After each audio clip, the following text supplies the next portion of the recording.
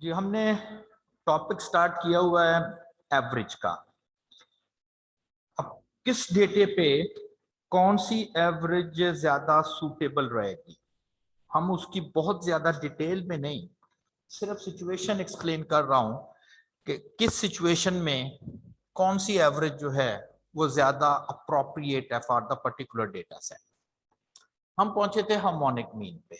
सबसे पहली बात, कोई भी ऐसा डेटा जो रेट्स की फॉर्म में हो, जैसे एक स्पीड होती है, रेट कुछ ऐसी ऐसी कैलकुलेशन समझ लें, ऐसा फॉर्मूला समझ लें जिसमें एक न्यूमिनेटर और एक डिनोमिनेटर में क्वांटिटी, और फिर आप उसकी कैलकुलेशन परफॉर्म करते हो तो कहते हैं ये रेट की फॉर्म में डेटा है। इसी तरह से और भी बहुत सारे अपने आपने साइंटिफिक नोटेशंस में पढ़े होंगे, जूल्स पर एमएम ऐसे करके या पीपीएम में होते हैं। तो ये एक बड़ी कॉमन सी एग्जांपल है स्पीड की, ये भी रेट में होता है। उसमें भी हमें दो ऑप्शंस हैं कि अगर तो न्यूमिनेटर उस रेट का कांस्टेंट हो तो फिर तो हम उस फार्मूले को उसका एवरेज करने के लिए हार्मोनिक मीन यूज करेंगे। डेटा रेट का ही है, लेकिन अगर डिनोमिनेटर उसका एक कांस्टेंट नंबर है तो फिर हम उसको अरिथमेटिक मीन से जो है उसका एवरेज सॉल्व करेंगे। अब इस डिटेल में कि जाने की बजाय कि वाई हम इस तरह से उसे सॉल्व करेंगे, तो कल वैसे मैंने थोड़ी सी एक एक्सरसाइज भी आपको दी थी और ये क्वेश्चन किया था कि फर्ज करें अगर ये डेटा सेट है जिसमें ये बताया गया है कि उसकी जो डिस्टेंस कवर कर रहा है वो थ्रू आउट सेम है, 30 माइल 30 माइल और 30 माइल। स्पीड उसकी इस तीनों सेगमेंट्स में चेंज हो रही है स्पीड, और एवरेज भी हमने स्पीड की करनी है, तो हमारे लिए डेटा तो फिर स्पीड होगा ना जिसकी हमने एवरेज करनी है, उसी को एक्स लिखेंगे। और ये जो डिस्टेंस कवर हो रहा है दैट इज सेम। अब डिस्टेंस चूंकि न्यूमिनेटर में है, न्यूमिनेटर इसका कांस्टेंट है, तो दैट्स व्हाई हम इसका हार्मोनिक मीन जो है, प्रेफरेबली हार्मोनिक मीन जो है वो इसका कैलकुलेट करेंगे। और जब आप इसका हार्मोनिक मीन कैलकुलेट किया है, जिसका फार्मूला कुछ इस तरह था कि पहले आप वैल्यूज को रेसिप्रोकल करें, उलट रेसिप्रोकल, उसका मीन ले लें, फिर जो आंसर आए उसे फिर रेसिप्रोकल कर दें, क्योंकि इसकी डेफिनेशन में लिखा हुआ है मीन ऑफ द रेसिप्रोकल, और फिर एक बार फिर रेसिप्रोकल लिखा हुआ है, तो उसका मीन लेके दोबारा रेसिप्रोकल कर देंगे तो हार्मोनिक मीन का आंसर आपके पास आ जाएगा। अच्छा, इसको क्यों हार्मोनिक मीन से ही हमें सॉल्व करना है, इसके लिए मैंने आपको कल एक एक्सरसाइज छोटी सी करने के लिए दी। स्पीड है, स्पीड 30, स्पीड 60 और स्पीड 90। डिस्टेंस जो कवर किया गया है वो सबके लिए 630 था, और मैंने कहा था कि स्पीड बजाय इसके कि आप हार्मोनिक मीन से कैलकुलेट करें, आप क्योंकि डिस्टेंस होता है स्पीड इनटू टाइम, तो स्पीड जो होगी डिस्टेंस ओवर टाइम वाले मेथड से कैलकुलेट करें, डिस्टेंस ओवर टाइम वाले मेथड से। अब डिस्टेंस तो हमारे पास 90 माइल है, टाइम कैलकुलेट करना है, तो टाइम कैलकुलेट करने के लिए D over S, D over S. अब जब पहला डी ओवर एस करेंगे तो टाइम आ जाएगा 1, सही है ना। दूसरा जब करेंगे तो ये टाइम आ जाएगा 0.5 आवर्स, और जब हम तीसरा करेंगे जो कि 30 के साथ है, उसको अगर डेसिमल्स में हम लोग लिखते हैं तो ये आ जाएगा आपके पास डेसिमल्स में 0.33 समथिंग। इनको आप अगर ऐड कर लेते हैं तो जो टोटल टाइम आता है वो 1.833 आता है, टोटल टाइम 1.833। ठीक है जी। और हमने जो वैसे फार्मूले से कैलकुलेशन परफॉर्म की है उसका आंसर हमारे पास आ रहा है 49.10।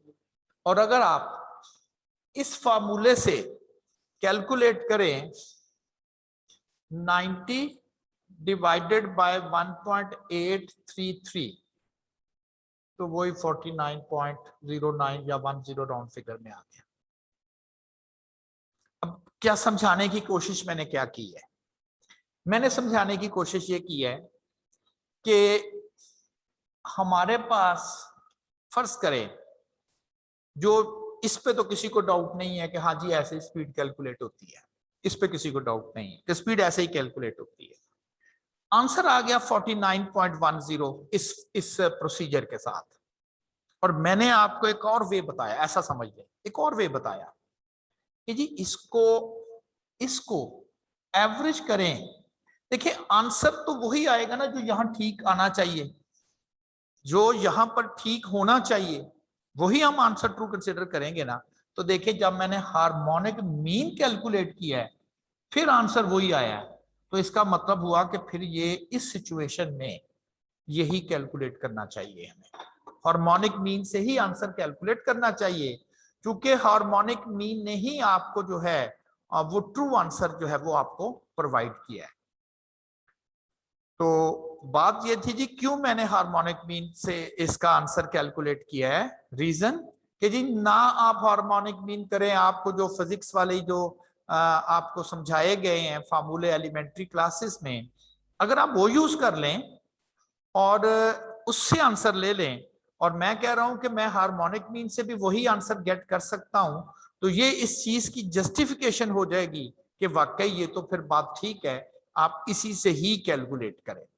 अब देखें अगर कोई स्टूडेंट इसका अरिथमेटिक मीन कैलकुलेट कर देता जो कि ठीक नहीं था, तो एक स्पीड थी 30 प्लस 60 प्लस 90 और क्या देता divided by 3, 60 kilometre per hour. ये तो ठीक नहीं है। अगर आप वैसे करें तो आंसर आता है 49.10, और अगर हम इसका अरिथमेटिक मीन निकाल देते हैं तो वो कहता है जी 60, तो ठीक तो नहीं है। लेकिन अगर हम उसका हार्मोनिक मीन निकालते हैं तो फिर आंसर ठीक आता है। तो फिर ये बात क्लियर हो गई कि whenever the data set is in rates form, numerator is constant, we should use harmonic mean to clear this data sets. मैं जरा नेक्स्ट एग्जांपल करता हूं फिर देखते हैं।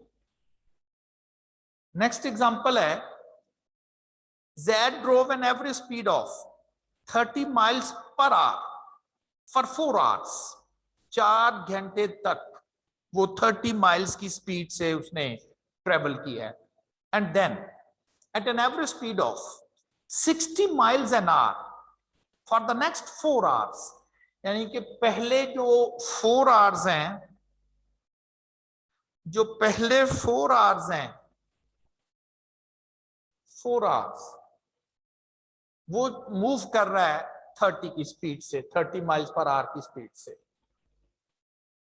नेक्स्ट 4 आवर्स हैं वो मूव कर रहा है 60 माइल्स पर आवर की स्पीड से। कहता है कि उसकी एवरेज स्पीड बताएं, एवरेज स्पीड बताएं। तो x मेरे लिए स्पीड है,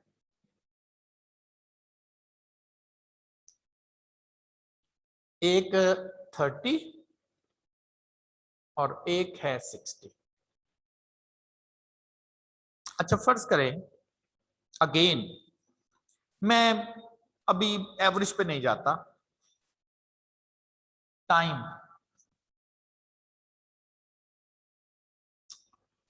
डिस्टेंस कवर्ड हम बना लेते हैं इस दफा, जो कि इस दफा डिस्टेंस कवर्ड बना लेते हैं। Distance covered, speed into time is the distance covered. 120 speed into time is the distance covered, 240, 360, 360। और टाइम टोटल जो उसने लिया है इस चीज को कवर करने के लिए वो है 8 आवर्स। और जब आप इसको डिवाइड करेंगे, speed is equal to distance over time, 360 divided by 8 is equal to 45, ये उसकी स्पीड आती है। ठीक है जी, एग्जाम में क्वेश्चन आया ऐसे करते कोई हर्ज नहीं, बिल्कुल ट्रू किया आपने। आप कहें लेकिन हम तो एवरेज का चैप्टर पढ़ रहे हैं, तो चले आंसर तो ठीक आ गया एमसीक्यूज में, लेकिन एवरेज कैसे करनी है।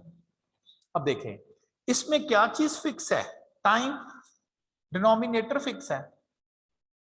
मैं कहता हूं चले मैं हार्मोनिक मीन कर देता हूं, ठीक है जी, हार्मोनिक मीन कर लेते हैं। हार्मोनिक मीन करने के लिए 30 और 60, क्योंकि यहां पर आपको लेनी होती है रेसिप्रोकल वैल्यूज, ऐसे ही है ना, तो हम रेसिप्रोकल वैल्यूज ले लेते हैं। तो रेसिप्रोकल वैल्यूज 30, ये 1/30 लिखा हुआ मैंने, ये मैंने 1/30, चले इसको ऐसे कर लेते हैं ताकि आप कंफ्यूज ना ऐसे करें। इसका सेटअप मैथ में कर लेते हैं। अब ठीक है, 1/30 plus 1/60,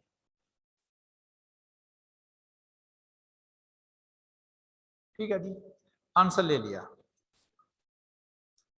3 divided by sum of the reciprocal values, answer is 60। अब आंसर 45 आना चाहिए, हमारा आंसर हार्मोनिक मीन से 60 आ रहा है, इसका मतलब हार्मोनिक मीन तो यहाँ फिर गलत हो गया। हार्मोनिक मीन से आंसर 60 आ रहा है, जबकि आंसर ट्रू 45 आना चाहिए था, पिछली दफा ठीक था। अच्छा जरा अरिथमेटिक मीन करते हैं इस दफा। 60 प्लस 30 90 डिवाइडेड बाय 2 45। अब ठीक है, अब अरिथमेटिक मीन ने वही आंसर दिया, पिछली दफा हार्मोनिक मीन से सही आंसर आया था। सही आंसर कैसे पता चला, हमने कोई मीन का फार्मूला नहीं यूज किया।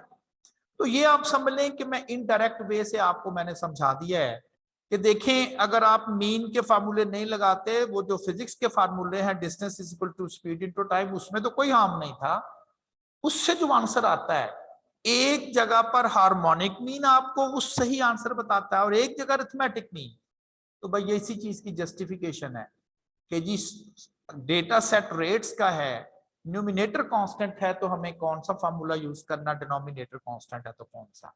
और चूंकि यहाँ पर डिनोमिनेटर कांस्टेंट था तो मैंने इसको एवरेज मीन यानी कि अरिथमेटिक मीन से सॉल्व किया and then will get the true answer. ठीक है जी, अब किसी ने कोई क्वेश्चन करना, मैंने सिर्फ आपको समझा दिया है कि जी किस सिचुएशन में क्या करना था, और वाई का सब मैंने आंसर दिया है कि जी देखिए आंसर मुझे पता था ये आना चाहिए, लेकिन एक जगह अरिथमेटिक मीन से वही सही आंसर आता है, एक जगह हार्मोनिक मीन से वो आंसर आता है। आपने बस इतना याद रखना है कि उसने स्पीड, ज्यादातर मैं बोला ना कि जाहिर है कि आप साइंटिफिक नोटेशंस नहीं जानते, तो बड़ी कॉमन सी जो एक एग्जांपल है रेट्स के डेटा सेट की, वो स्पीड है, ठीक है ना। तो स्पीड में वो आप देख लेंगे कि न्यूमिनेटर कांस्टेंट है तो डोमिनेटर कांस्टेंट है, तो किस तरह से आप जो है वो कर सकते।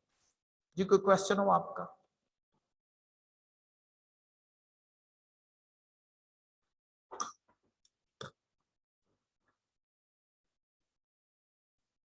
जी जी सर, वो आपने ना हार्मोनिक मीन में कोई 3 से आई थिंक डिवाइड या मल्टीप्लाई किया है, तो सर वो क्या था, 3 क्यों है? नंबर ऑफ ऑब्जर्वेशंस, फार्मूले में एन क्या होता है, ये एन किसे कहते हैं? सही हो गया सर, ठीक है। वो ये सर वो नंबर मेरा आज ऑफ, फर्स्ट डे था, इस वजह से मुझे कंफ्यूजन थी। ठीक है sir, thank n you. is the number of observations in the data, n represent number of observations in the data।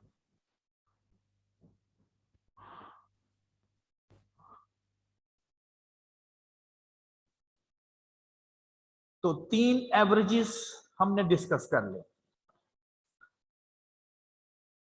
Group data, data set group हो, हार्मोनिक मीन फाइंड करना हो, बिल्कुल एग्जैक्टली उसी रिजेंबलेंस के साथ हम पहले तो फार्मूला याद करने का एक वे आउट देखेंगे। हम करेंगे, हमने अनग्रुप के याद किए हुए हैं, अनग्रुप के याद किए हुए, और मैंने एक कन्वर्जन बताई थी, जहां पर n लिखा हुआ हो वहां आप करेंगे समेशन f, जहां समेशन लिखा हुआ हो समेशन f इंटू 1/x। और अगर आप इसको थोड़ा सा सिंप्लीफाई समझ ले करके लिख लें, f मल्टीप्लाई बाय 1, आपको पता न्यूमिनेटर न्यूमिनेटर से मल्टीप्लाई हो जाएगा, तो f आप यहां पर भी लिख सकते हो, f आप यहां पर भी लिख सकते हो। तो फिर इस हिसाब से ये ग्रुप डेटा का फॉर्मूला बन गया like this one, summation f over summation f by x। ये उस वक्त कि आपको अगर इस चीज को इस फार्मूले को मैनुअली का मतलब समझते हैं ना, मैनुअली का मतलब ये नहीं मैं कह रहा कि कैलकुलेटर नहीं यूज करना, यानी कि बकायदा फार्मूले की जो जो कैलकुलेशन रिक्वायर हैं उसको यूज करके कैलकुलेट करना हो, तो हमारे पास क्लासेस हैं और मुझे चाहिए एक्स, एक्स मिड पॉइंट को कहते हैं। पहले तो इनके मिड पॉइंट आएंगे 1 + 3 divided by 2, 4 + 6 divided by 2, 7 + 9 divided by 2 and so on, X आ गया। इस फार्मूले में एक तो हमें समेशन एफ चाहिए, वो आ गया 37, और एक चाहिए एफ डिवाइडेड बाय एक्स, तो 5 divided by 2, 8 divided by 5, 10, 12, 9 divided bye 11 and 3 divided bye 14। सबको ऐड करना चाहिए हमें, क्योंकि ऐड कर तो ये आपके पास 6.632 आ जाएगा। तो 37 इज द समेशन एफ, और summation F for x 6.632 and the harmonic mean for this data set is 5.58। अब देखिए ये वो आप समझ लें कि कैलकुलेशंस हैं। जब आपको मैंने सेकंड आई थिंक या थर्ड लेक्चर आपको टीच किया, तो उसमें ये सारी कैलकुलेशंस आपको समझाई गई कि इसकी कैलकुलेशन आपने कैसे परफॉर्म करनी है। मेरा ख्याल सेकंड लेक्चर था हमारा, और उस वक्त भी मैंने ये कहा था कि अभी ये सिर्फ कैलकुलेशन करना सीख ले, हम इसको नेक्स्ट अपने लेक्चर्स में इन तमाम कैलकुलेशंस को यूज करेंगे। तो अब देखें ये उस कैलकुलेशन जो आपको वहां सिखाई गई थी, अब मेरा ख्याल है आपको मुश्किल नहीं आनी चाहिए इस फार्मूले को कैलकुलेट करने में। ये तो हो गया कि मैनुअली फार्मूला हमने देखा, जो जो आपको रिक्वायर्ड था वो आपने कैलकुलेट कर लिया। अब जरा कैलकुलेटर पर इसे करने के लिए जो थोड़ा सा डिफरेंट वे हम अडॉप्ट करते हैं, बस इतना याद करें कि कैलकुलेटर में करना हो रेसिप्रोकल, उलट किसका, M arithmetic mean of reciprocal values, यानी कि पहले वैल्यूज की रेसिप्रोकल का मीन ले लेंगे और जो आंसर आएगा उसे फिर रेसिप्रोकल कर देंगे। कल भी ये कुछ इसी तरह की एक्सरसाइज की थी, मैं इसको दोबारा समराइज करके लिख दूंगा सबको। तो इस तरह से समझ लें आप कि हमारे पास कैलकुलेटर में फीड करने के लिए एक्स होता है। अगर अरिथमेटिक मीन कैलकुलेट करना हो तो एक्स वाले कॉलम में आपने एक्स ही फीड कर देना, यानी कि जो ओरिजिनल वैल्यूज है वो एक्स वाले कॉलम में लिख देंगे आप। लेकिन अगर आपने जीएम कैलकुलेट करना हो तो एक्स वाले कॉलम में आपने लॉग एक्स पुट करना है, एचएम वाले कॉलम में आपने 1/x पुट करना है, यानी कि रेसिप्रोकल वैल्यूज पुट करनी है। और अगर ये सारा काम ग्रुप डेटा के लिए आ रहा है, एक्स वाले कॉलम में यही चीजें पुट करनी है, सिवाय इसके कि कॉलम एफ ऑन करके वहां एफ लिख देना है। तो बात तो फिर मेन यही आ गई कि जी एक्स वाले कॉलम में रिथमेटिक मीन हो तो ओरिजिनल वैल्यूज, ज्योमेट्रिक मीन हो तो लॉग वैल्यूज करके पुट करना है, और हार्मोनिक मीन हो तो रेसिप्रोकल वैल्यूज करके पुट करना है। इसमें ये कंप्लीट आंसर नहीं देगा, बल्कि जो आंसर आएगा मीन का उसे हमने बाद में एंटी लॉग भी करना है, और इसमें जो आंसर हमें मिलेगा बाद में उसे रेसिप्रोकल भी करना है।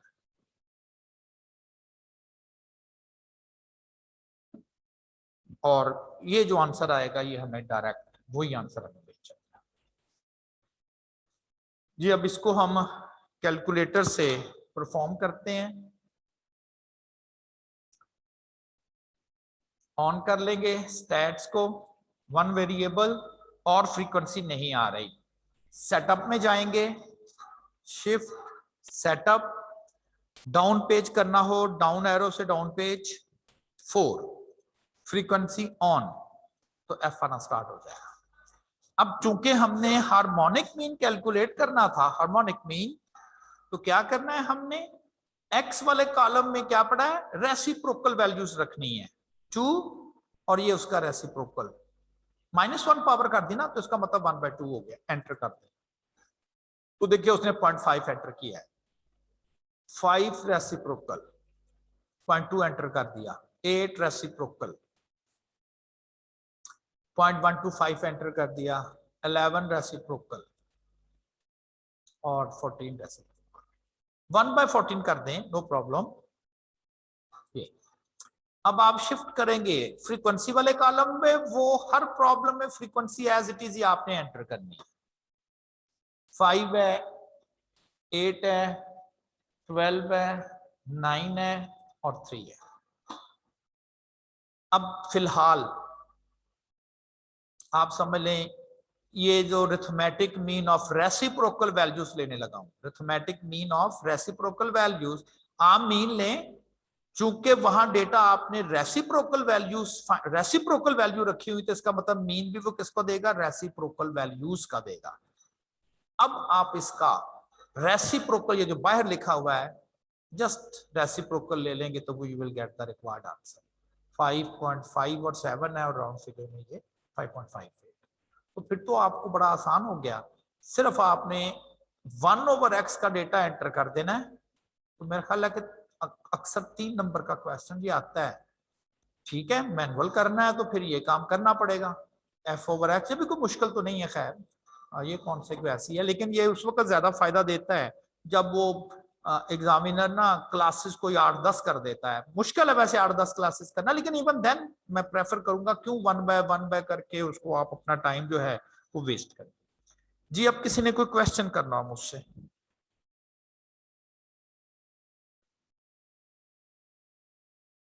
बस ये याद रखें, एएम के लिए एक्स में क्या लिखना है, जीएम के लिए एक्स में क्या एंटर करना है और एचएम के लिए एक्स में क्या एंटर करना है।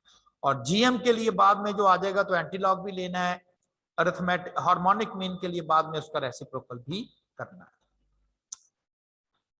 नोट है, harmonic mean of the data is not possible to calculate if any value in the data is 0। कहता अगर कोई भी डेटा वैल्यू 0 आ जाती है, उसका हार्मोनिक मीन कैलकुलेट करना पॉसिबल नहीं है। वो इसलिए कि हार्मोनिक मीन के लिए हमें वैल्यूज का रेसिप्रोकल करना पड़ता है 1/, और अगर कोई वैल्यू फर्ज करे 0 आ जाती है, लाइक 0, तो हमें रेसिप्रोकल करने के लिए 1/0 करना होगा, और जो 1/0 है नॉट पॉसिबल टू सॉल्व। तो यही रीजन है कि हार्मोनिक मीन उस डेटे का क्यों नहीं कैलकुलेट हो पाएगा जिस डेटा सेट में कोई भी वैल्यू 0 आ जाए।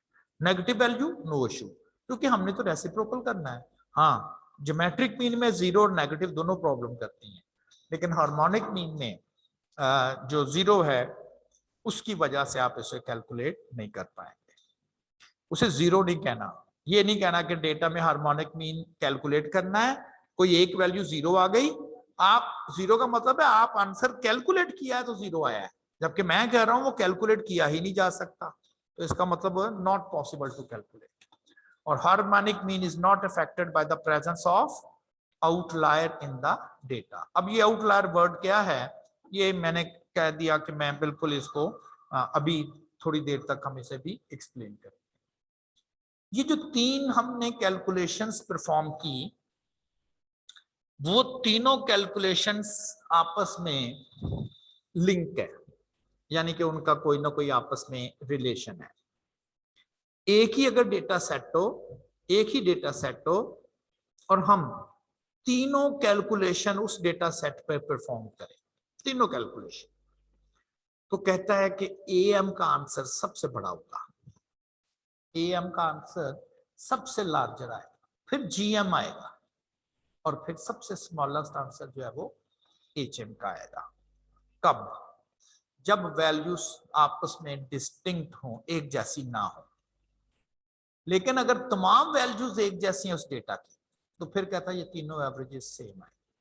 आप AM कैलकुलेट कर लें, GM कैलकुलेट कर लें या HM कैलकुलेट कर लें, तीनों आंसर सेम है। वैल्यूज डिफरेंट है, वैल्यूज डिफरेंट होगी तो आंसर्स भी डिफरेंट होंगे। और सबसे बड़ा जो आंसर आएगा वो AM का आएगा, देन GM आएगा एंड देन HM आएगा। ये तीन इसी तरतीब से आएंगे। वैल्यू सारी डेटा में एक जैसी है, चार जितनी भी वैल्यूज है सबकी सब आइडेंटिकल एक जैसी हैं। तो फिर ये यहां पर अगर आप ये तीनों कैलकुलेशंस करेंगे इस डेटा सेट पे, तो तीनों से सेम आंसर आएंगे। इस दोनों प्रॉपर्टी को अक्सर हम मिला के लिख देते हैं जब वो ये नहीं बताता कि वैल्यूज आइडेंटिकल हैं या डिस्टिंक्ट हैं, ये नहीं बताता, बस ये पूछ लेता जी इनमें क्या रिलेशन है, तो फिर हम दोनों को इकट्ठा मिला के लिखते हैं।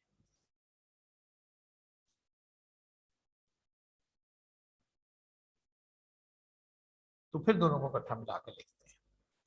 अब आप कहेंगे ये दोनों चीजें पूरी होंगी, इसको पढ़ते कैसे हैं? ग्रेटर देन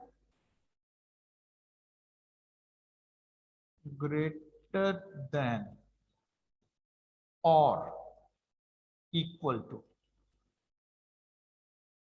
जब और का वर्ड आ जाता है ना, और आगे भी हम स्टैट्स में मैथ्स में भी पढ़ेंगे, तो आप समझ लें ये दो स्टेटमेंट्स होती हैं। एक और से पहले वाली एक स्टेटमेंट होती है और एक और के बाद होती है। दोनों में से कोई एक स्टेटमेंट सही होगी, इनमें से दोनों नहीं सही हो सकते। दोनों में से कोई एक स्टेटमेंट सही होती है और हम उस स्टेटमेंट को ट्रू समझते हैं अगर दोनों में से कोई एक ठीक हो जाए। 7 ग्रेटर देन और इक्वल टू 6, 7 ग्रेटर देन और इक्वल टू 7, 7 ग्रेटर देन और इक्वल टू 8। फर्ज करें ये मैंने तीन स्टेटमेंट लिखी है। अब अगर आप पहली स्टेटमेंट की बात करें तो आप कहेंगे कि ये इक्वल नहीं है। जी बिल्कुल, 7 6 के इक्वल नहीं है। अच्छा, दूसरा सिंबल भी है, 7 6 से ग्रेटर है। जी ये ठीक है, 7 6 से ग्रेटर है, ये स्टेटमेंट सही है, तो इसलिए स्टेटमेंट को हम ट्रू कंसिडर करेंगे। उसमें दो साइन थे, ग्रेटर देन और इक्वल टू। आपने कहा ना जी एक तो ठीक है ग्रेटर देन, लेकिन इक्वल टू नहीं है, तो और अगर लगा हुआ हो तो एक ही स्टेटमेंट दोनों में ठीक होगी। इस दफा जी ग्रेटर देन वाली ठीक है, इसलिए ये स्टेटमेंट ट्रू कंसिडर की जाएगी। सेकंड पर आ जाए, हम कहेंगे 7 जो है वो 7 से ग्रेटर तो नहीं होता, ये तो गलत हो गया। हाँ ये गलत है, 7 7 की इक्वल होता है, इक्वल होता है, एक ठीक होगी, ठीक होगी, स्टेटमेंट ठीक है। 7 8 के ग्रेटर नहीं होता, गलत। 7 8 के इक्वल नहीं होता, गलत। अब ये गलत है, अब ये गलत है। तो जब मैंने इस तरह से स्टेटमेंट को लिखा है तो मेरा ख्याल है कोई भी डेटा सेट होगा तो ये जरूर पूरा होगा, इसलिए कि अगर वो डिस्टेंट होगी तो ये सिंबल ठीक हो जाएंगे, क्योंकि दो दो लिखे हुए ना, इक्वल टू भी लिखा हुआ है, उस वक्त इक्वल नहीं होगा। और अगर जिस डेटे में वैल्यू इक्वल हो जाएगी तो फिर ये इक्वल वाली स्टेटमेंट सही हो जाएगी, ऊपर वाली नहीं ठीक होगी। तो किसी भी डेटा सेट में ये स्टेटमेंट जरूर ट्रू होगी। डिस्टेंट होंगी तो ग्रेटर वाली ठीक हो जाएगी, अगर इक्वल होंगी तो आइडेंटिकल होंगी तो नीचे वाली इक्वल वाली ठीक हो जाएगी। अच्छा जी, कहता है कि एक आपके पास फर्ज करें एक डेटा सेट है, उस डेटा सेट का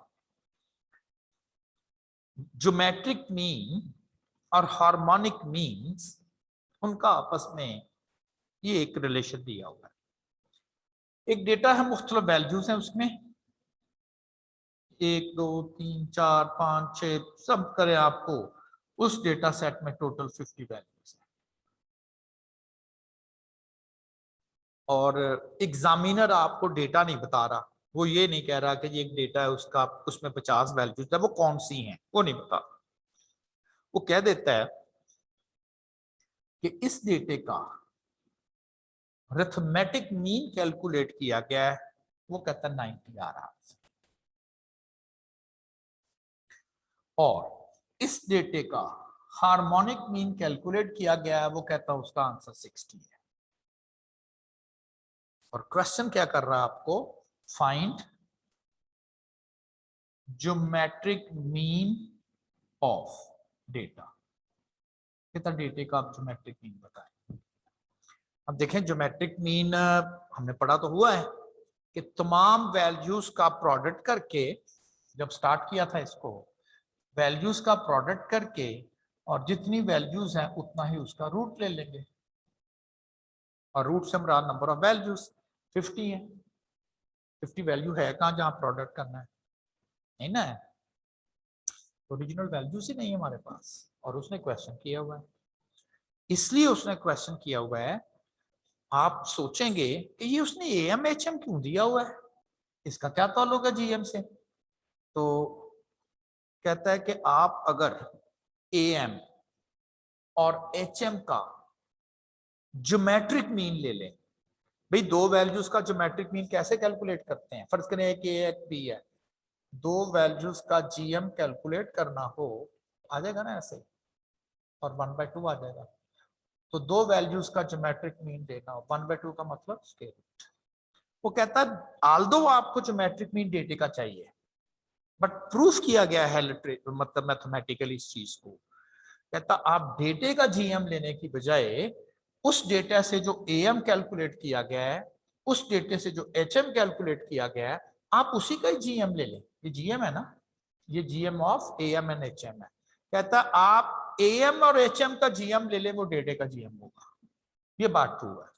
तो फिर हमारे लिए आसान हो गया, फिर हमारे लिए आसान हो गया कि हम डेटा ना भी हो, डेटे का एएम जीएम है, हम इसी का ले लेते हैं, इसी का ही हम ले लेते हैं। मैंने शायद रब कर दे, चले मैं कोई भी दो वैल्यू ले ले। फर्ज करें एएम जो है, फर्ज करते एएम हमारे पास 90 है और एचएम हमारे पास 60 है, लेट्स सपोज। तो इस दोनों का जीएम 73.48 आ जाएगा। 90 73.48 और 60, ये एएम है, ये जीएम है और ये एचएम है। देखिए उससे अगर आप नोट करें तो ये रिलेशन भी ट्रू नहीं हो गया। सबसे बड़ा आंसर देखिए एएम का है, फिर जीएम का है, फिर एचएम का है। तो डेटे का जीएम लेने की बजाय अगर आप उस डेटे से एएम और एचएम कैलकुलेट किया गया है, आप उसी का ही जीएम ले लें, तो वो डेटे का जीएम का ही बराबर आएगा। ये चीज प्रूफ की गई है। जब हम लफ्ज बोलते हैं ना प्रूफ की गई है, तो इससे मुराद ली जाती है कि ये नहीं कि एक डेटा लिया आप शक में बंदा पड़ जाता है कि शायद इसमें ठीक हो, किसी और डेटे में ये गलत हो जाए, तो ऐसा नहीं है। उस चीज को अगर मैथमेटिकली ड्राइव कर दिया जाए, जिसे थ्योरम कहते हैं, देखिए ना, पहले आप थ्योरम प्रूफ करते हो और फिर जहां पर भी लफ्ज आता है आप कहते हो अकॉर्डिंग टू दिस थ्योरम, इसी तरह से है ना। तो ये प्रॉपर्टी मैथमेटिकली प्रूफ की गई है और फिर जाके किसी जगह यूज कर सकते हैं। तो आप कह सकते हैं अकॉर्डिंग टू दिस प्रॉपर्टी, अगर आपको डेटे वैल्यूज का जीएम चाहिए और वैल्यूज नहीं है लेकिन एएम और एचएम अवेलेबल है, आप इसी का जीएम ले लें, कोई आंसर आप कैलकुलेट कर पाएंगे। जी अब किसी ने क्वेश्चन करना हो?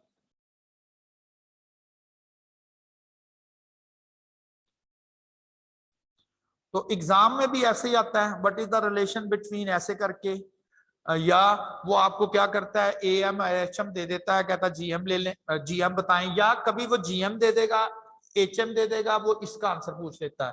तो जिस तरह से आप इक्वेशन सॉल्व करते हैं, आप उसको स्क्वायर करके इक्वेशन सॉल्व करके बता दें। तो एएम जीएम एचएम बेसिकली आपस में लिंक है, इसीलिए ये क्या क्या उनका रिलेशन है यहां पर वो चीज मेंशन है।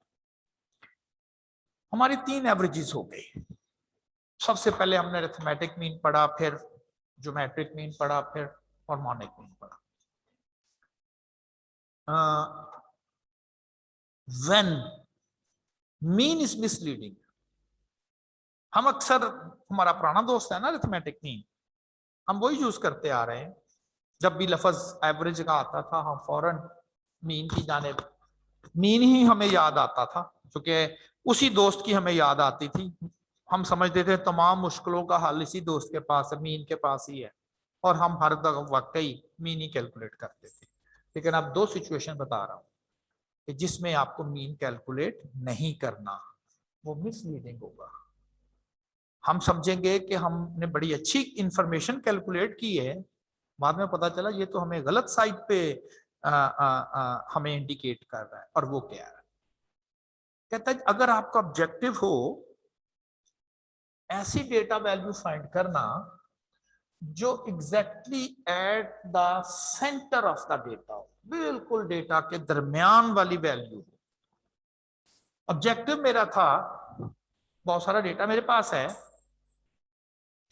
ऐसी सिंगल वैल्यू तलाश करें जो बिल्कुल डेटा के सेंटर में हो। हम कहते हैं मीन दे दें, सिंगल वैल्यू आ गई सिंगल वैल्यू, बिल्कुल सिंगल वैल्यू है, और हम समझेंगे कि शायद ये डेटा के सेंटर में है।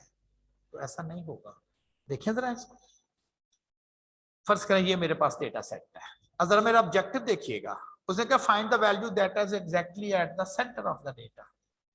आप कहेंगे मीन ले लें, मैं मीन कैलकुलेट करता हूं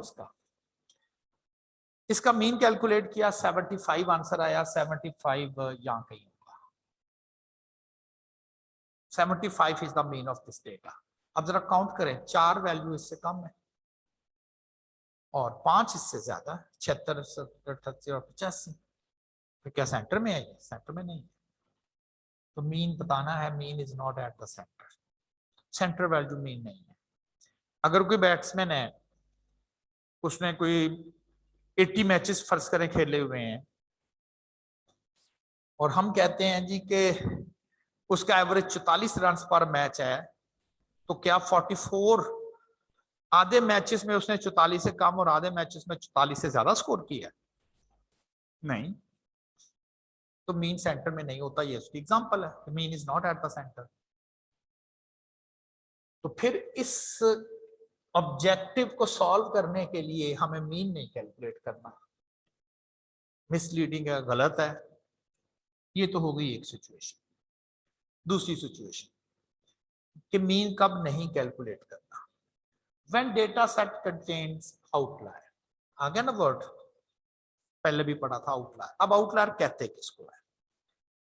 कहता कोई भी डेटा की ऐसी वैल्यू जो एक्स्ट्रा ऑर्डिनरी लार्ज हो या स्मॉल हो, बाकी वैल्यू से काफी लार्ज हो जाए एक्स्ट्रा ऑर्डिनरी, या एक्स्ट्रा ऑर्डिनरी स्मॉल हो जाए।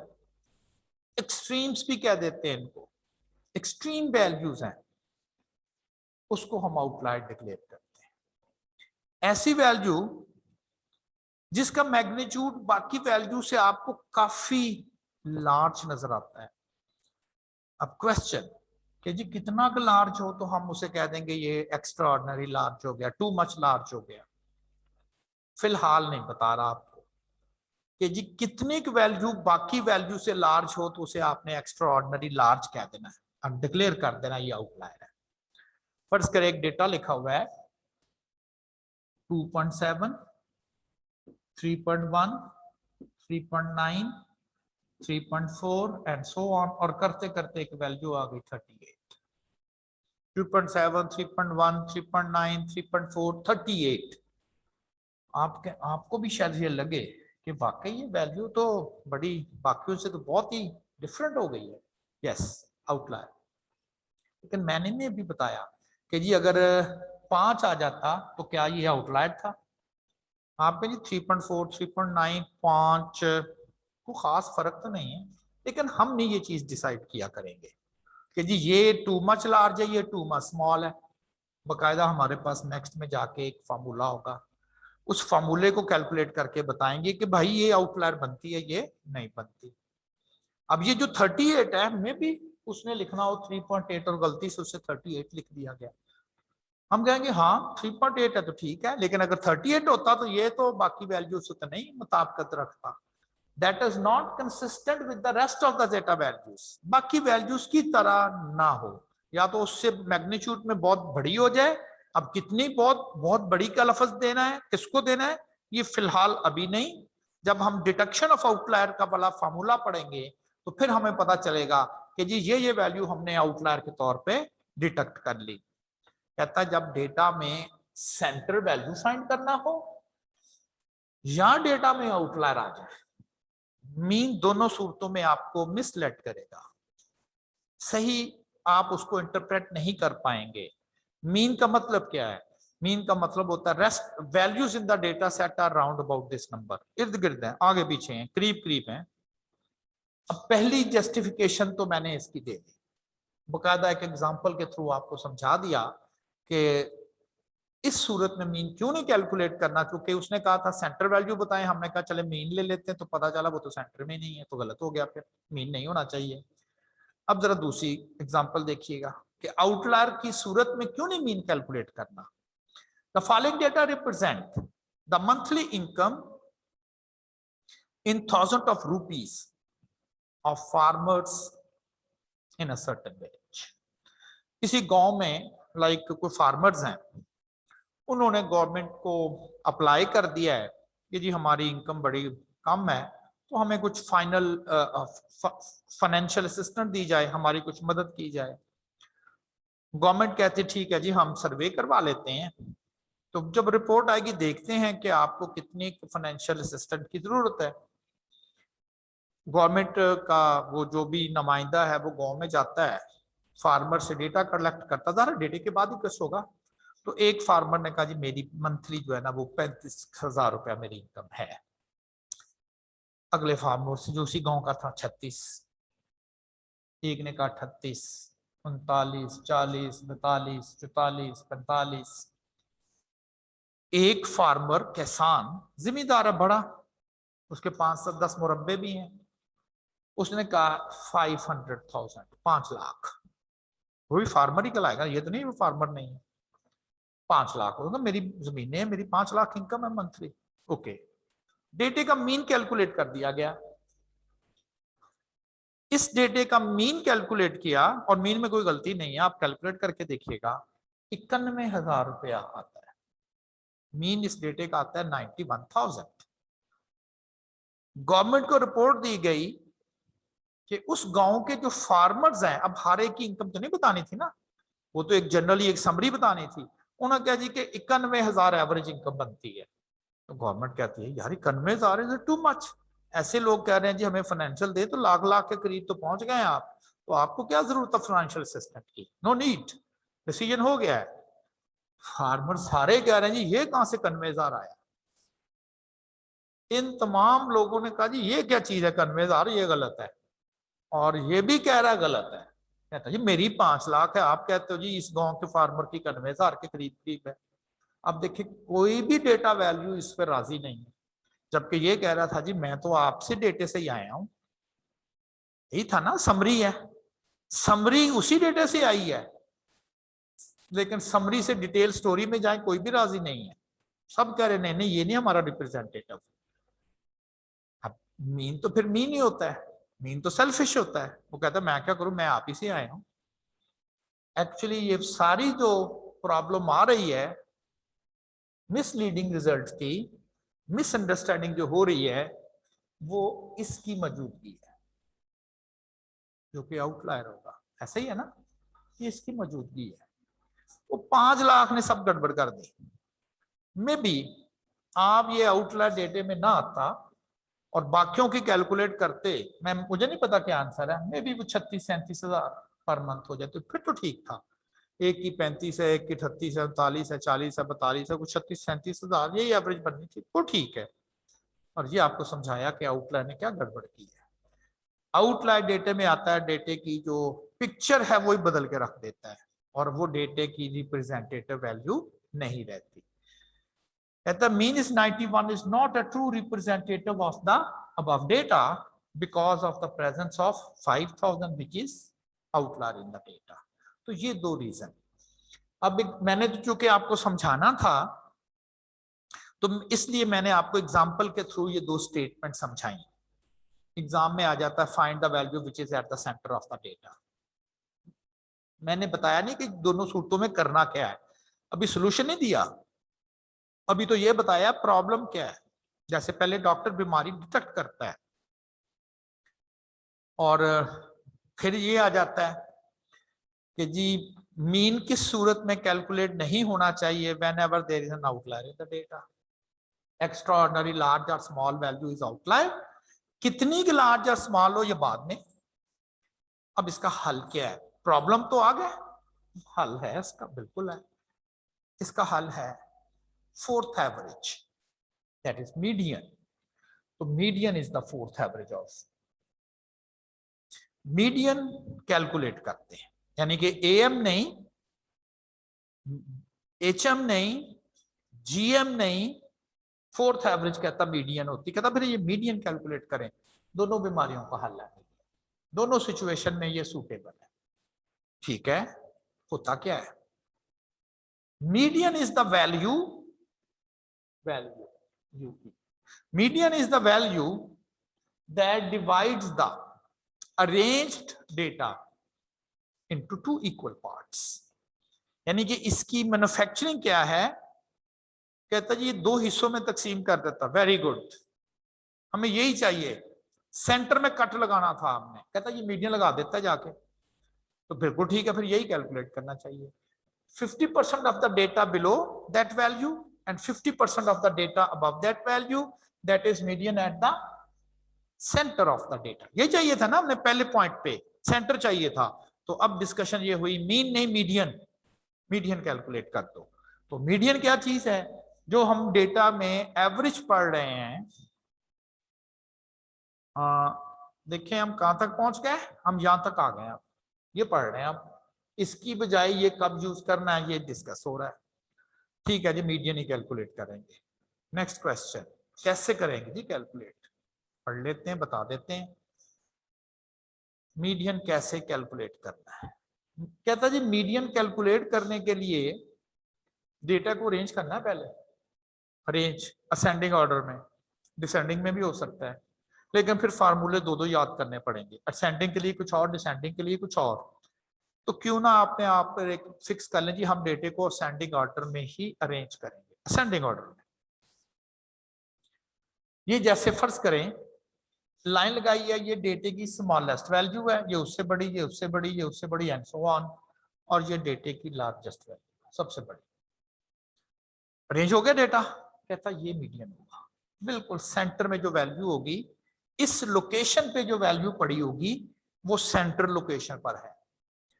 सबसे पहले तो आपने ये देखना है कि ये लोकेशन का एड्रेस क्या है, इसका अता पता क्या है। आप निशान तो मैंने लगा दिया ना ऐसे करके ही, जरा इसका कोई एड्रेस भी है जी? बिल्कुल है इसका एड्रेस, ये इस डेटा की ये वाली लोकेशन है, बिल्कुल ये लोकेशन है। तो पहला स्टेप होगा आपको मीडियन फाइंड करने का, पहला स्टेप तो यही है ना, डेटा को अरेंज कर लें। नेक्स्ट स्टेप एक्चुअली ये होगा कि आप सेंट्रल लोकेशन कौन सी बनती है, फिर जाके वैल्यू पढ़ेंगे वहां। तो पहले तो आप डेटे की सेंट्रल लोकेशन का पता करेंगे, और सेंट्रल लोकेशन तक पहुंचने का एड्रेस क्या है?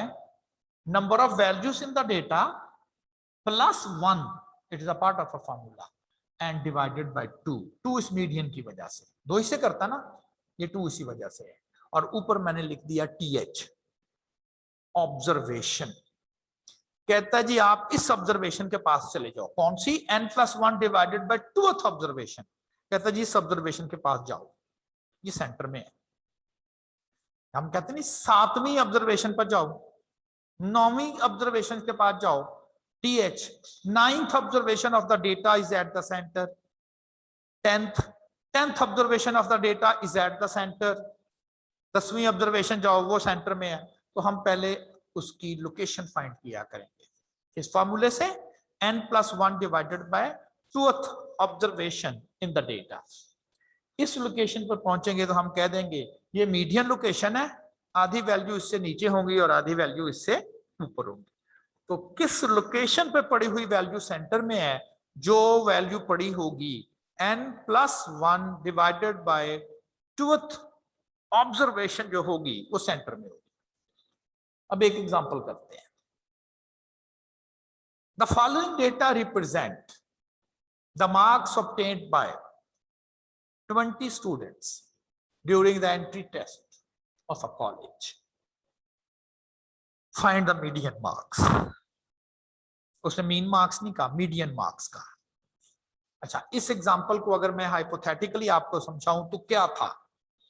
फर्ज करें एक कॉलेज है, वो एंट्री टेस्ट उसने लेना है, लेकिन उनके पास ज़ाहिर है सीटें इतनी नहीं है, तो वो उन्होंने डिसाइड किया कि हम ऐसा करते हैं, जो बच्चे एंट्री टेस्ट में आते हैं हम आधे बच्चों को कहेंगे कि भी आपका एंट्री टेस्ट क्वालिफाई नहीं हुआ, आप एंट्री टेस्ट में फेल हो गए, आपको एडमिशन नहीं मिलेगा। और आधे बच्चे जो हैं वो हम एंट्री टेस्ट में पास कर देंगे और उन्हें कह देंगे ठीक है जी आप एडमिशन ले लें क्योंकि आप पास हो गए। अब कहा गया जी पेपर ऐसा बनाएं, इतना मुश्किल या आसान बनाएं कि जितने बच्चे टेस्ट में आ रहे हैं उनमें से आधे क्वालिफाई कर दें, आधे फेल हो जाए। मेरा ख्याल कि आप बिफोर टाइम ऐसा पेपर बना सकते हैं कि जिसमें से बस आधे बच्चे पास हों। अगर 300 बच्चे अपीयर हो रहे हैं तो 150 पास हो जाए, 150 फेल हो जाए। पासिंग मार्क्स कितने रखें?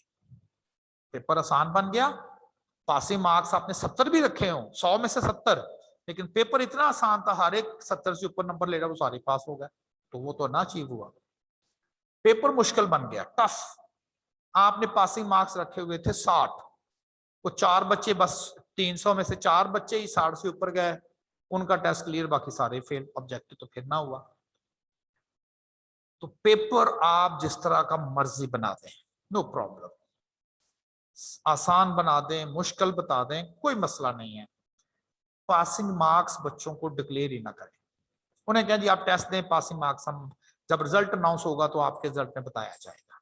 बच्चे टेस्ट दे के आ गए, किसी के 5 नंबर हैं टेस्ट में, किसी के 15 हैं, 16 हैं, 20 हैं, 21 हैं, 25 हैं, 100 में से 66 हाईएस्ट आए किसी के। पेपर बहुत मुश्किल था। अब अगर फर्ज करें 100 में से 50 नंबरों वाला पास अगर होता तो सिर्फ एक ही होना था, बाकी सारे फेल हो गए। जबकि हमने क्या हमने डिसाइड किया था, आधों को पास और आधों को फेल करना है, ऐसे ही है ना। अब समझ आई कि अच्छा ऐसा करते हैं, हम मीडियन मार्क्स देखते हैं। सेंटर वाले मार्क्स क्या बनते हैं? सेंटर वाले मार्क्स का मतलब होगा आधे बच्चे को नंबर उससे कम हो गए, आधे के ज्यादा, जिसके कम वो फेल, जिसके उससे ज्यादा वो पास। तो सेंट्रल मार्क्स कौन से बनते हैं? आप उस लोकेशन पे चले जाएं। लोकेशन क्या था formula? n+1 divided by truth observation in the data. n है 20 प्लस 1 21 बन जाएगा, 2 पे तकसीम करेंगे 10.5 बन जाएगा। कहता है 10.5 ऑब्जर्वेशन जो है ना डेटे की, वो बिल्कुल सेंटर में पड़ी हुई है।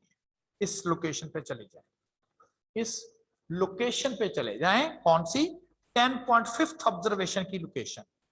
आप कहेंगे ये तो सुना था कि 10वीं ऑब्जर्वेशन, 11वीं ऑब्जर्वेशन, 12वीं ऑब्जर्वेशन, तो ये कौन सी है लोकेशन? ये 10वीं और 11वीं ऑब्जर्वेशन के दरमियान में जाना है आपने। 10वीं और 11वीं ऑब्जर्वेशन के दरमियान में जाना है, वो सेंटर लोकेशन बिल्कुल डेटे की सेंटर बन जाएगी। डेसिमल लोकेशन पढ़ने का भी एक तरीका है। डेसिमल लोकेशन पढ़ने का भी एक तरीका है। 10.5 में 10 जो है वो होल पार्ट है और 0.5 फ्रैक्शनल पार्ट है। दो चीजें आ गई ना, होल पार्ट और fractional part. 10 is the whole part and 0.5 is the fractional part. तो अब आपने क्या करना है?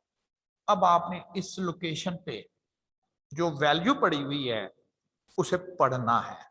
कौन सी? 10.5 ऑब्जर्वेशन पढ़नी कैसे है? 10.5 में होल पार्ट है 10, तो आप लिख लेंगे 10th।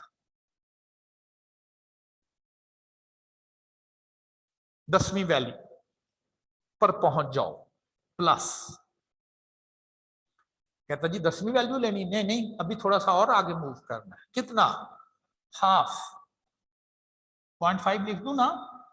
हाँ लिख दिया जा सकता है, ठीक है 0.5 ही लिख लें जी, कोई मसला नहीं है। तो 0.5 आधा जाना है, मजीद 10 पर पहुंच गए हैं, 10 से मजीद आधा और आगे जाना है। किसका आधा जाना है? 10.5। इसके बाद का होल नंबर कौन आएगा? 11। तो 11 माइनस 10.5, उससे पहले होल नंबर क्या आएगा? 10.5 से पहले होल नंबर 10 आएगा जी, 10। इसका मतलब ये होगा, ये 10वीं ऑब्जर्वेशन है हमारी, ये 11वीं है, ये 12वीं पोजीशन है, ये 13वीं पोजीशन है, एंड सो ऑन। कहता यहां पर भाग के पहुंचे ना 10वीं पे, ठीक है जी, बस नहीं जी अभी आगे जाना है। कितना आगे जाना है? कहता जितना 10वीं और 11वीं स्टूडेंट्स का फर्क होगा मार्क्स का, बस आधे उसमें से ले, आधे, ये लिखा हुआ। इस लोकेशन पे जाओगे बिल्कुल सेंटर में पहुंचोगे। 10वें स्टूडेंट के नंबर लो, फिर 10वें और 11वें स्टूडेंट के जो नंबरों का डिफरेंस है, बस उसका आधा और आगे चले जाओ, बिल्कुल सेंटर पोजीशन पर पहुंचोगे। तो क्या फार्मूला बन गया? उस पोजीशन पर पहुंचने का क्या फार्मूला हो गया? हम क्या किया करेंगे, उसका लिया करेंगे होल पार्ट, फिर लिया करेंगे उसका फ्रैक्शनल पार्ट, फिर इसके बाद का होल नंबर और इससे पहले का होल नंबर। 10वीं वैल्यू ये है 10th वैल्यू 30 0.5। 11th ऑब्जर्वेशन हो सकता है वो 31 नंबर होते, हो सकता है वो 35 नंबर होते, बहरहाल वो 31 नंबर है। इससे पहले का होल 10वीं वैल्यू 30, इन दोनों का हाफ किया 0.5, इसमें ऐड कर दिया। 30.5 वाला स्टूडेंट पास है, जिसके नंबर 30.5 से कम है वो फेल है, और जिसके नंबर 30.5 से ज्यादा है वो पास है। ये 10 स्टूडेंट फेल है क्योंकि उनके नंबर 30.5 से कम है, ये 10 पास है। आधे फेल हो गए, आधे पास, बिल्कुल सेंटर में आ गया। कभी वो लफ्ज लिख देता find the median of the data, कभी लिख देता find the value which is actually centre of the data, ठीक है ना। तो क्या करना है, पहले आपने उसकी लोकेशन फाइंड करनी। मैं रिपीट कर रहा हूं कैसे करना है। n+1 divided by 2th observation of this data is at the centre of the data. Calculate करेंगे, n की जगह 20 रखेंगे क्योंकि ये 20 वैल्यूज हैं, n mean number of values in the data. Location बनती है 10.5th observation of the data. इस ऑब्जर्वेशन तक पहुंचना कैसे है? 10th ऑब्जर्वेशन तक आप डायरेक्टली चले जाएंगे, प्लस फ्रैक्शनल पार्ट 0.5, और फिर 11th और 10th ऑब्जर्वेशन का डिफरेंस आ जाएगा। 11th और 10th ऑब्जर्वेशन का डिफरेंस आ जाएगा 30.5। अब आप स्टूडेंट, जैसे मैंने पहले एग्जांपल दी, आप स्टूडेंट को जी 30.5 वाला पास है, पासिंग मार्क्स 30.5 डिक्लेयर किए कॉलेज ने, आधे पास आधे फेल। जी किसी ने क्वेश्चन करना हो, अगर होल नंबर आता है तो दैट्स ओके। अगर ये 21 स्टूडेंट होते, 21 +1 divided by 2, 11th student directly 11वां स्टूडेंट सेंटर में था। लेकिन अगर डेसिमल में आ गया तो फिर डेसिमल पे जो वैल्यूज है उसको कैसे आपने कैलकुलेट करना है। जी एनी क्वेश्चन?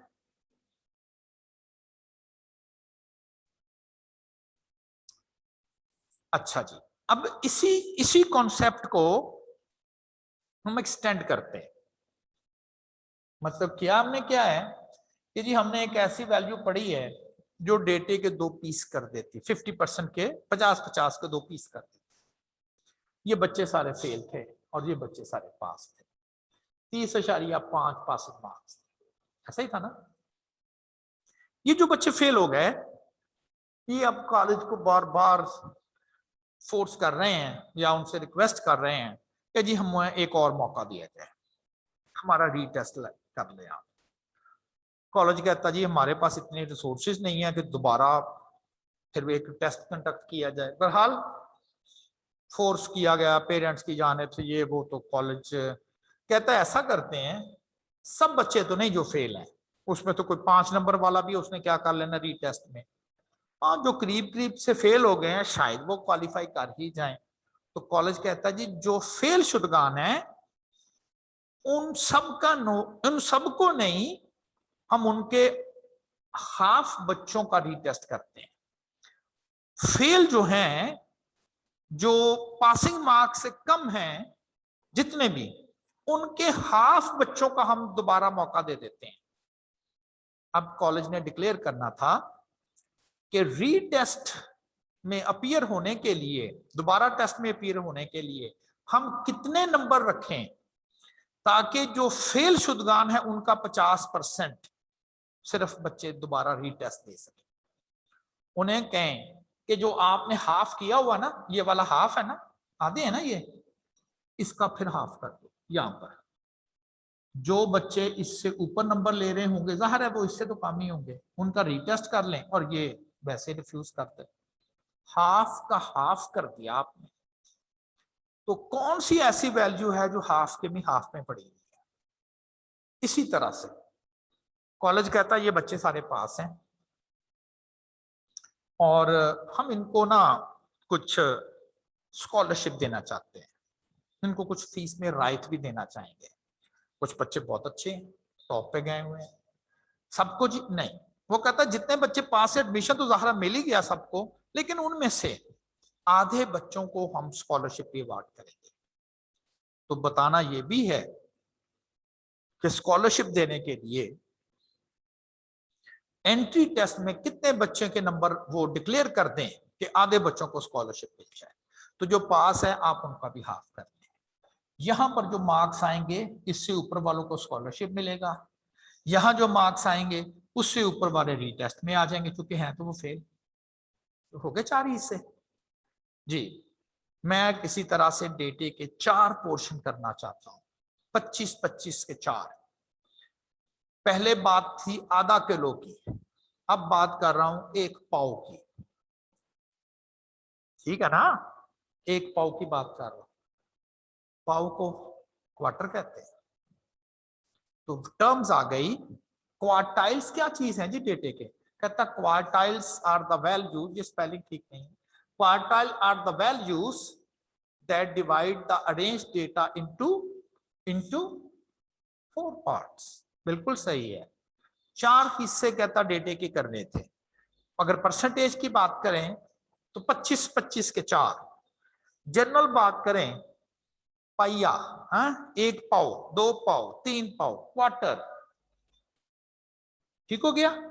तो 4 हिस्सों में डेटे को तकसीम करना, डेटे को 4 हिस्सों में तकसीम करना क्वार्टाइल्स कहलाता है। तो क्वार्टाइल्स वो वैल्यूज जो डेटे को 4 हिस्सों में तकसीम कर देगी। 3 क्वार्टाइल्स होंगे जो डेटे को 4 हिस्सों में कर देंगे, 25, 25, 25 और 25, 4 हिस्से हो गए। अब क्वार्टाइल्स की लोकेशन कैसे फाइंड करनी है? Q1 किस लोकेशन पर जाएं तो वो 25% पूरा हो जाता है। Q2 मीडियन भी है ना, मीडियन, बिल्कुल Q2 मीडियन भी है, एक ही बात है।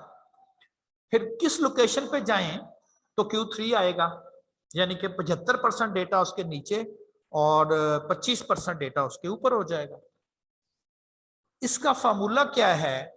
एक तो इसकी नोटेशन है Q, चूंकि ये 3 है तादाद में तो मैंने इनके साथ नंबरिंग भी कर दी, Q1, Q2 और Q3। Q1 का मतलब फर्स्ट क्वार्टाइल, Q2 का मतलब सेकंड क्वार्टाइल, Q3 का मतलब थर्ड क्वार्टाइल। अब आपने इसकी लोकेशन फाइंड करनी है, फिर इसकी और फिर इसकी, यानी कि एक किस्म के आप कह सकते हो आपके पास 3 फार्मूले होने चाहिए। पहला फार्मूला इसकी लोकेशन बताए, दूसरा इसकी बताए और तीसरा इसकी बताए। जिस तरह से हमने इधर लोकेशन फाइंड की थी मीडियन के लिए, मीडियन तो चूंकि एक ही था ना, तो ये बस एक ही फार्मूला। इसमें एक सिमेट्री है। जनरल फार्मूला क्या है? मैंने यहां J लिख दिया है।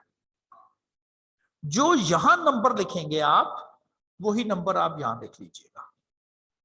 अगर यहाँ 1 लिखा है तो यहाँ 1 लिख देंगे, अगर 2 है तो 2 लिख देंगे, 3 है तो 3 लिख देंगे। मल्टीप्लाई किससे करेंगे? n+1 से। डिवाइड 2 से नहीं जी, q है 4 से, q है ना, q फॉर 4। वहां क्या था? मीडियन फॉर 2 था, तो ये 2 रीजन थी मीडियन, और ये जो 4 है ये रीजन है q। ओके, जे क्या चीज है वो मैंने यहां लिख दिया कि जी J1 हो सकता है तो ये फिर फार्मूला बन जाएगा, J2 हो सकता है ये बन जाएगा, J3 हो सकता है तो ये बन जाएगा। सिमेट्री बन गई ना? हाँ ये ठीक है, दैट्स फाइन, गुड, हम कर लेंगे। वही डेटा है, 4 हिस्से करने हैं 25% पोर्शन के। Q2 को मीडियन भी कॉल किया जाता है। अगेन वही डेटा है, उसने कह दिया Q1 फाइंड करना है, तो पहले हम फाइंड करेंगे Q1 की क्या लोकेशन। क्योंकि J का मतलब है तीनों में से कोई एक, उसने हमें कहा Q1, तो पहले हम रखेंगे 1, वही 1 यहां आएगा, मल्टीप्लाई बाय n+1, और Q की वजह से डिवाइडेड बाय 4, Q की वजह से डिवाइडेड बाय 4। इसको सॉल्व करेंगे, आंसर आ रहा है 5.2 फिफ्थ ऑब्जर्वेशन। इसका क्या मतलब है? इसका मतलब है आपने जंप लगा के समझ लें 5वीं ऑब्जर्वेशन पर तो पहुंच ही जाना है ना। 5वीं पे पहुंच के आ गए, अभी नहीं आए, अच्छा जी, अभी और आगे ट्रेवल करना है। कितना आगे जाना है? 1/4, 1/4.25 डेसिमल में बोलते हैं।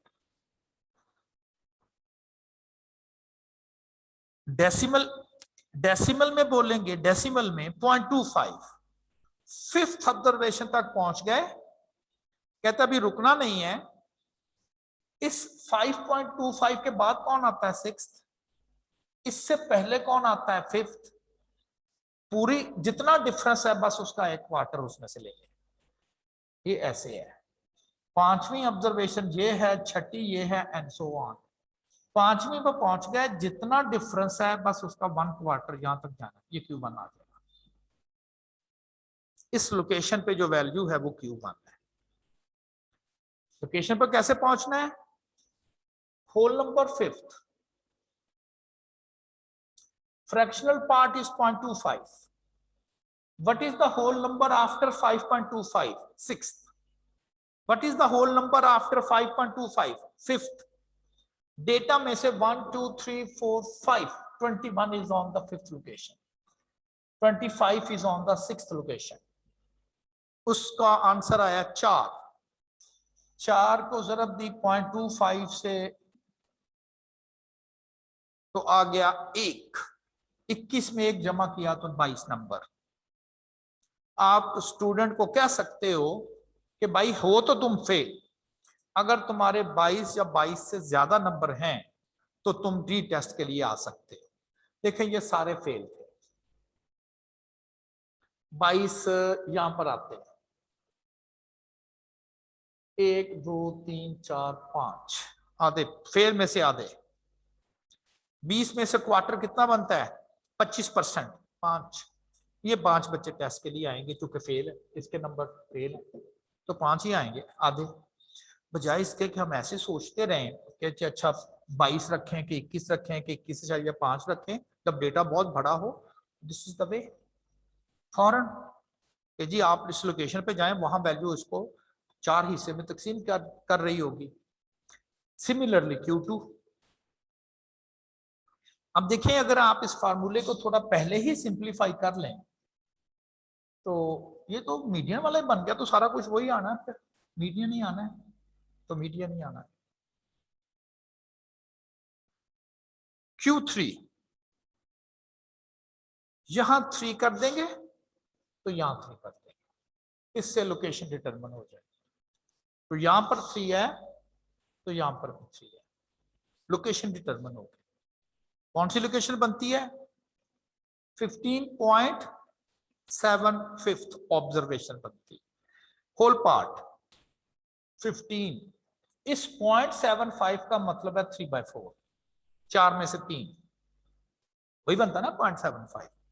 कहता 15 पर पहुंच के अभी और आगे जाना है, 3 ही से और आगे चले जाओ, 15 और 16 के दरमियान जितना डेटा है, आप कह लें 36.5, ये वो वाली चीज है, ये वाली कि जी इनसे ऊपर वालों को स्कॉलरशिप होगा तो 1 2 3 4 5, चूंकि यहां आ रहा है, ये जो 36.5 है वो यहां आ रहा है, तो देखें 20 का 25%, 5 ही बनता है ना, तो 5 बच्चों को स्कॉलरशिप भी मिलेगा exactly at the centre of the data.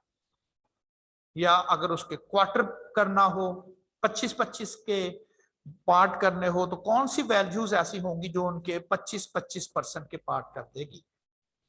22, 30,500 और 36,500, 3 क्वार्टाइल्स डेटे को डिवाइड करेंगे। जी किसी ने क्वेश्चन करना हो?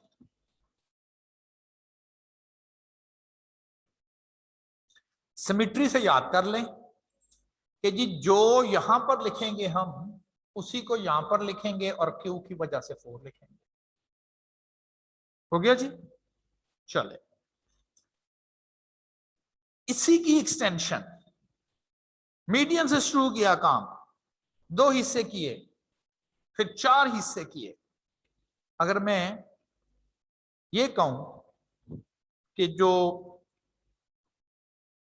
टॉप के 10% बच्चे हैं उनको बिल्कुल फ्री एडमिशन देना है, बिल्कुल फ्री, नो फीस, लेकिन सिर्फ 10% हो, टॉप के 10%, तो कितने नंबर्स को फ्री एजुकेशन डिक्लेयर कर दिया जाए?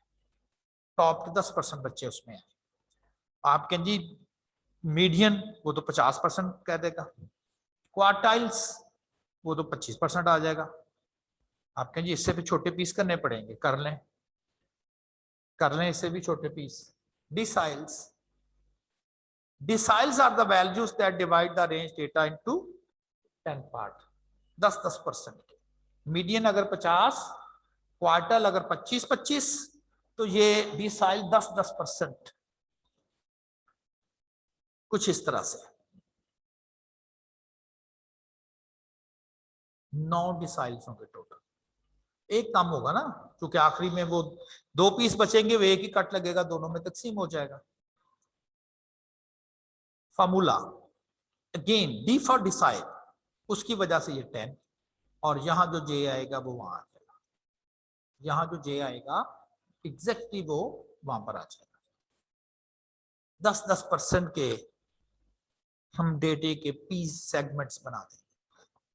ऐसे ही एग्जांपल आ रहे, आपको एग्जाम में आ जाता है, वो कहता है इस डेटा इसका D3 निकाल दे या D4 निकाल दे, तो पहले तो उसकी लोकेशन डिटरमिन करें, जो 4 इधर, वो 4 जो 10 है उसकी वजह से 10 और n+1, 8.4 ऑब्जर्वेशन।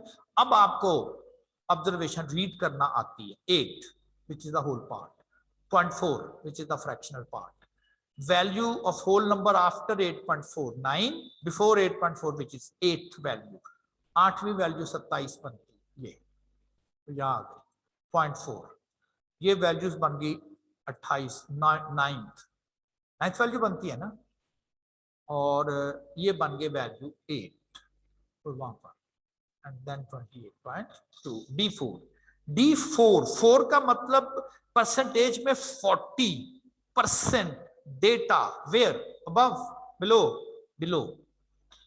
जब भी आपने ये पढ़ना है ना, ये फर्ज करें यहां D4 है, तो D4 4 से 40 आ गया, किधर है डेटा? इधर को 40 नहीं, इधर तो 60 है, इधर है 40, बिलो यानी कि पढ़ना आपने, यानी कि बिलो पढ़ना है। अच्छा जी, प्रैक्टिस हो जाएगी, जरा आप एक्सरसाइज करोगे D7, शाबाश, करें कैलकुलेट और बताएं मुझे आपने क्या आंसर D7 का फाइंड किया है जल्दी से। You have 2 minutes to that for that exercise. जी तो इसका ट्रू आंसर था 34.7। मेरा ख्याल आपको ये अब क्लियर हो गया होगा कि जी कैसे। अच्छा जी, ये तो हो गए, हमने स्टार्ट किया 50%, फिर इंप्रूव किया या इसके मजीद छोटे हिस्से किए 25% और 10% पर आ गए। इससे भी आगे मजीद सेगमेंटेशन हो सकती है, 1% each part, 1% each part. That is the percentiles. It is not percentage. Percentiles. P for percentile. Percentile are the values that divide the data set into 100 equal parts. How much percent each? 1%. 1% for each part. वैसे हाथी के पांव में सबका पांव, यही सारा कुछ है। P50 का मतलब है D5, D5 का मतलब वही है जो Q2 और उसका मतलब वही है जो मीडियन, ठीक है ना। अच्छा, P25 का मतलब वही है जो Q1 का है, सिमिलरली बाकी भी। तो हाथी के पांव में सबका पांव, बस यही याद कर लें, सारे कैलकुलेट हो जाएंगे। लेकिन नाम के जी आपने फिर मीडियन हमें डिफरेंट से बताया, क्वार्टाइल्स और डिसाइल्स बताए, वो ना बताते। एक्चुअली एग्जाम में या आपके जो पेपर आता है, ये बड़े पॉपुलर हैं ये वाले तीन। वो कहेगा जी Q3 Q2 ले ले, आपने कहा ये तो पढ़ा ही नहीं हमने, तो परसेंटाइल ही बस पढ़े थे P वाले। तो ठीक है, आप P75 कैलकुलेट कर देंगे तो वो Q3 ही होगा, Q3 ही होगा वो। लेकिन नाम तो याद करने पड़ेंगे ना कि ये क्वार्टाइल्स का मतलब क्या है और ये कितने पार्ट्स में डिवाइड करता है। देखिए ना, Q3 के लिए आपको जो मैंने लोकेशन बताई, मैंने कहा 3 × n+1/4 करें। अगर कोई P75 करेगा तो 75 इसकी वजह से, n+1 ओवर और P की वजह से 100, 25 पे ये तकसीम हो जाएगा, 25 3 75 और 25 चौक 100, तो वही नहीं बन गया।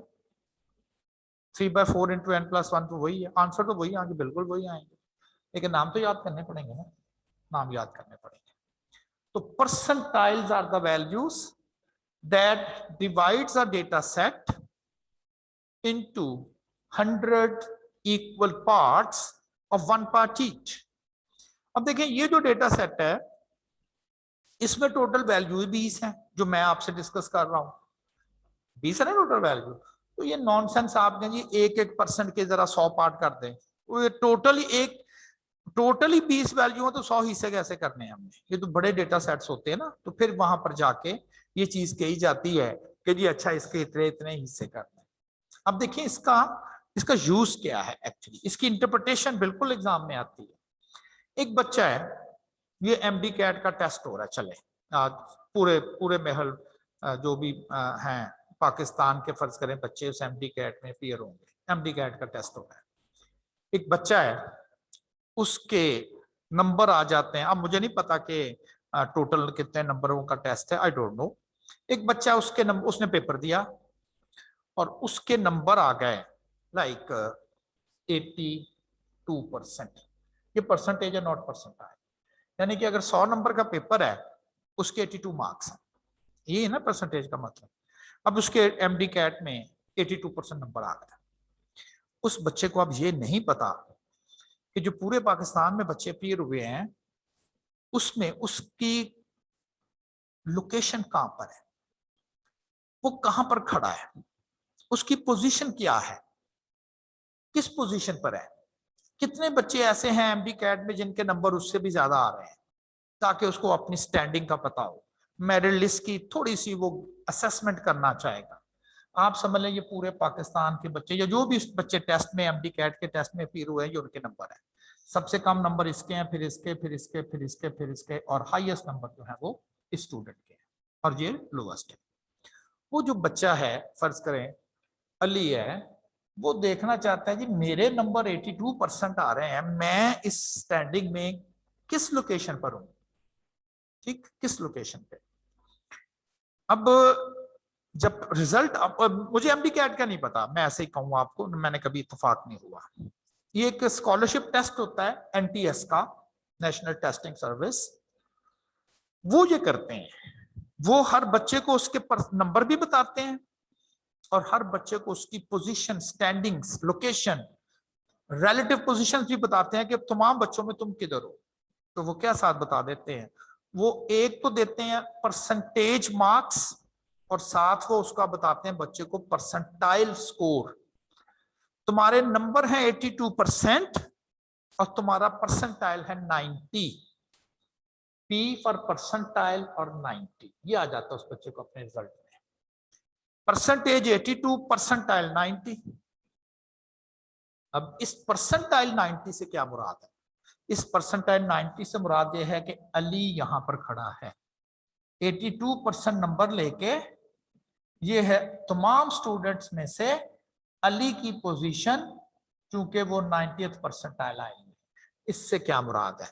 इससे मुराद है जितने भी बच्चे इस टेस्ट में अपीयर हुए हैं, 500 हैं, 1000 हैं, 10,000 हैं, 90% नंबर्स जो हैं बच्चों के वो इससे कम है, अली से कम है।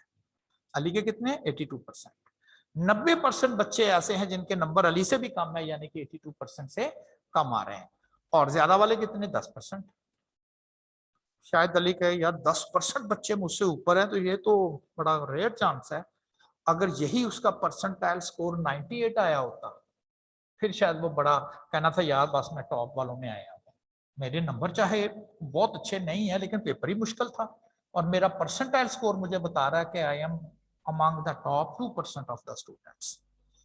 और अगर बच्चों का टोटल भी पता चल जाए, फर्ज करें 5,000 बच्चे पेयर हुए हैं लाइक, उसका 2%, तो आपको पता चल जाएगा, एग्जैक्ट नंबर भी पता चल जाएगा। ऐसे ही है ना, 2% अगर आपने लिखना हो तो 100 बच्चे जो है वो टॉप तो कहता जी सीटें तो 810 हैं तो मेरा तो आया ही आया।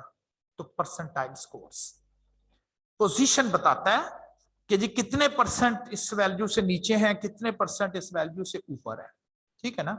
तो ये है मीडियन और परसेंटाइल और डिसाइल्स वगैरह का जो आपसे मैंने डिस्कशन की। मीडियन से बेसिकली स्टार्ट किया था और मीडियन आया था वो मीन के प्रॉब्लम की वजह से, वो आउटलायर की प्रॉब्लम। अब आउटलायर से क्यों नहीं इफेक्ट होता? मीडियन इफेक्ट, मीडियन नहीं इफेक्ट होगा आउटलायर से, क्योंकि इसकी डेफिनेशन जो है आउटलायर की मौजूदगी में कोई डिस्टर्बेंस नहीं है। लाइक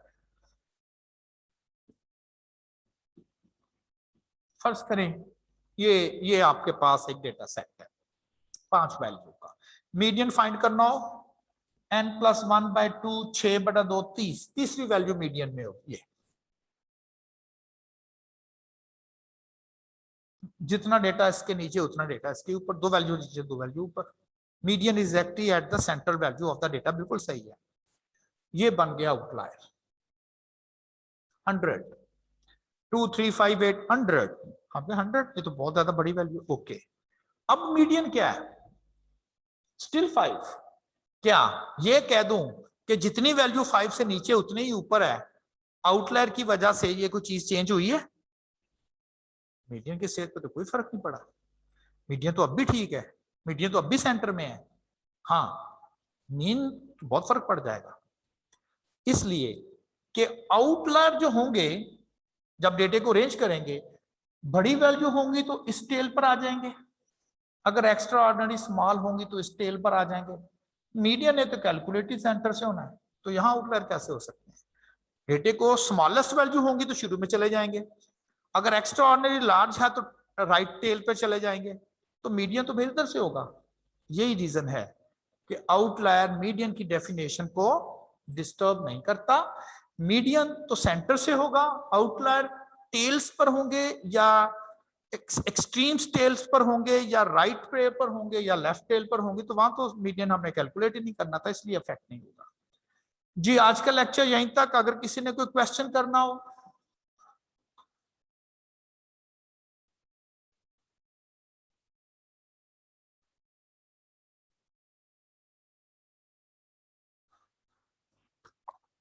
जी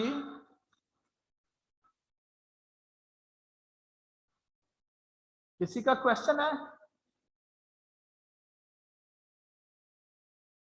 जी आपका क्वेश्चन? जी सर, ये हमने डिसाइल्स और परसेंटाइल्स पढ़ा है। परसेंटाइल्स में 100 पे डिवाइड करना है, अगर हमें 90 वाला उन्होंने। जी हेलो। जी जी आवाज आ रही है, आप बोलिएगा। जी सर, वो मैंने पूछना था कि डिसाइल्स और परसेंटाइल्स हमने पढ़ा है, परसेंटाइल्स में 100 पार्ट्स पे डिवाइड करते हैं और डिसाइल्स में 10 पार्ट्स पे। जी, तो सर अगर हमें वो कहे कि 90 पार्ट्स में हमें डिवाइड करना है, तो हम कौन सा फार्मूला यूज करेंगे? 90 पार्ट्स में डिवाइड करने वाला कोई फॉर्मूला नहीं है।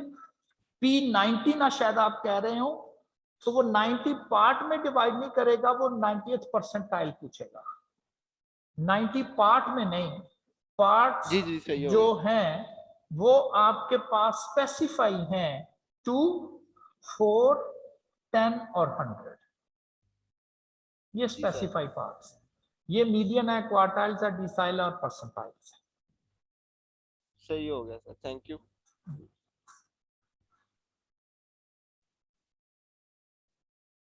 चलें जी, ठीक है, ओके जी, अल्लाह हाफ़िज़।